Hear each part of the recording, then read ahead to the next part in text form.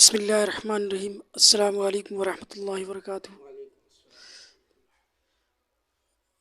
یہ میری خوش قسمتی ہے کہ ضلع اعظم گڑھ کے ایک مشہور ادارہ جامعۃ الفلاح بلریا گنج کے شعبہ عربی کے ایک استاد جناب مولانا مبین اختر صاحب قاسمی سے میری ملاقات ہوئی۔ میں نے جامعہ کے بارے میں بہت کچھ سنا، وہاں کی خصوصیات، وہاں کے امتیاز، وہاں کا طرز تعلیم، وہاں کا ماحول، وہاں کے طلباء، وہاں کے اساتذہ کے بارے میں سن رکھا تھا۔ آج جب میری ان سے ملاقات ہوئی تو میں نے ان سے اس کے بارے میں کچھ ان کی زبانی جاننے کی کوشش کی ہے۔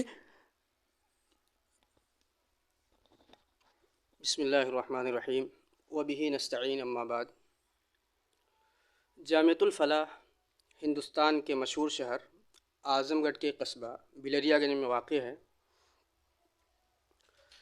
سن 1962 میں جامعہ کا قیام عمل میں آیا۔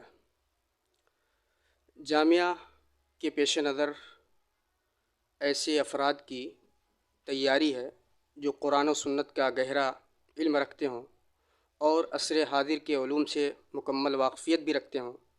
چنانچہ جامعہ نے روز اول ہی سے اس چیز کو پیش نظر رکھ کر تعلیم دینے کا تہیہ کیا اور ارادہ کیا۔ آج جامعۃ الفلاح کے اندر قرآن و سنت کی محققانہ تعلیم جہاں ہوتی ہے، وہیں پر ایسے افراد اور ایسے رجال کار تیار کیے جاتے ہیں جو عصر حاضر کے علوم سے واقفیت رکھتے ہیں اور دعوت و تبلیغ کے میدان کے اندر اپنی خدمات انجام دے رہے ہیں۔ جامعہ نے شروع دن ہی سے ہر طرح کے گروہی اور عصبی اور فقہی تعصبات سے بالاتر ہو کر تعلیم دینے کا نظم کیا تھا۔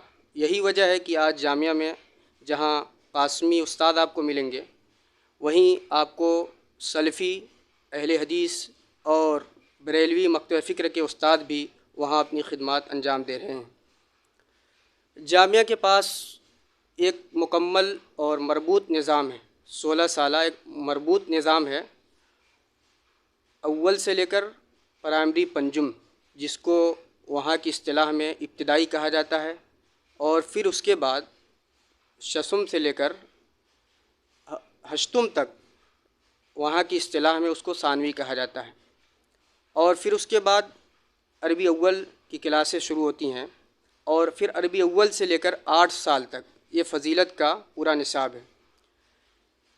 اول سے لے کر ششم تک جو نصاب ہے، وہاں پر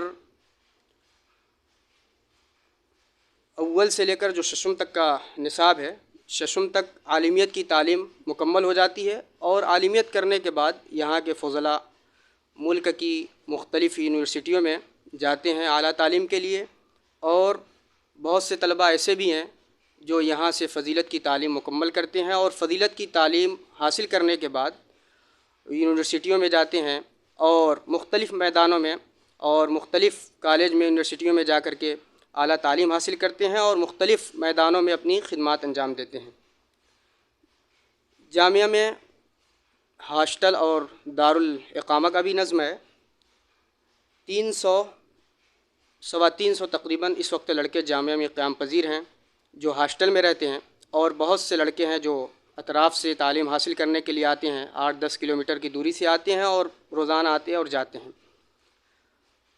جامعہ میں جہاں لڑکوں کی تعلیم پر خصوصی توجہ دی جاتی ہے، اسی طرح سے نسواں اور طالبات کی تعلیم پر بھی خصوصی توجہ دی جاتی ہے۔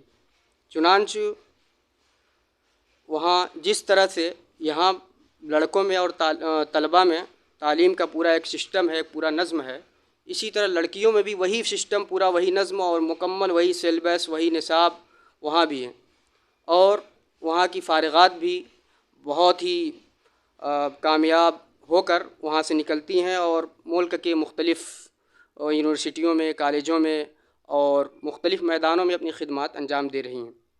تو یہ جامعہ کا مختصر سا تعارف ہو گیا۔ میرے خیال میں آپ بہت کچھ وہاں کے بارے میں جان گئے ہوں گے۔ بہت بہت شکریہ، اللہ جزائے خیر دی۔